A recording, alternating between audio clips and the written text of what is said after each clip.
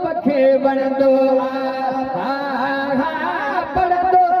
सुभानो रब खे वणंदो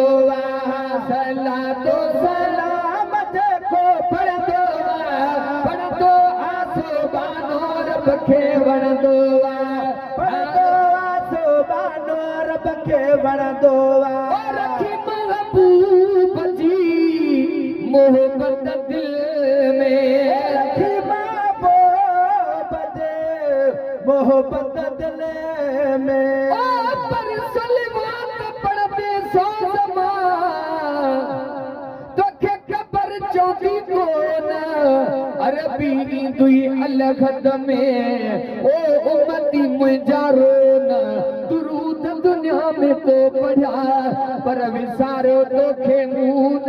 हाणे बचल कर को भवन जे सामी में सैयद ईंदो मोहब्बत दिल में जिक्र रबी बजे अजी महफिल में बजे अजी महफिल में दिल पर रखी तारीफ जेको सुणंदो सुभानो रब खे वणंदो सुणंदो सुभानो रब खे वणंदो सलातो सलाम जेको पढ़ंदो सुभानो रब खे वणंदो सुभानो रब खे वणंदो सुभान अल्लाह ओ मीर मदीने वार जी याद में मीर मदीने वार जी याद में पर मोहम्मद जो सदाई दे मोहम्मद जो सदाई दे तमिड़नी खां मथे हूंदे सजो जे थी निभाई दे तमिड़नी खां मथे सुभान अल्लाह मोहम्मद सा मोहब्बत कर खुदा भी खुश थिए जैसा सचे जगी तगाई दे तमिड़नी खां मथे हूंदे ज़मानो यार कूड़ो थी मोहम्मद सा मोहब्बत कर नबी सा दिल लगाई दे तमिड़नी खां मथे ठगले बेवफावन खां ठगले बेवफावन खां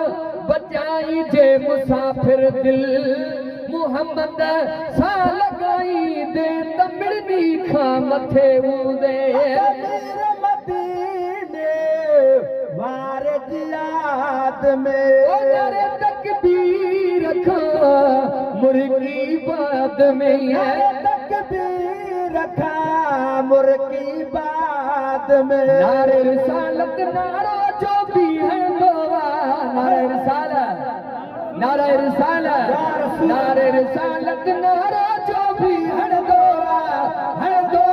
सुभानो रब खे वणंदो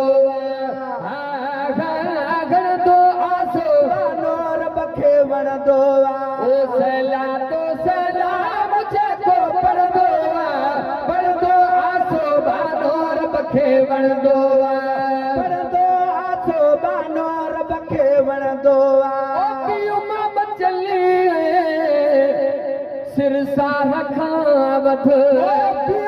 बचन सिरसाह खां वध मीर मुहम्मद मीर मुहम्मद बचल फकीर जे मोमिन सोई पढ़ंदो सुभानो रब खे वणंदो सुभानो रब खे वणंदो ओ सलातू सलाम जेको पढ़ंदो सुभानो रब खे वणंदो सुभानो रब खे वणंदो सुभान अल्लाह टाइम भी घणो थी वियो आहे असांजा हज़रत अल्लामा मौलाना साईं वेठा आहिनि मोहसिन हाजी खान मोहम्मद चाचड़ भी वेठो आहे।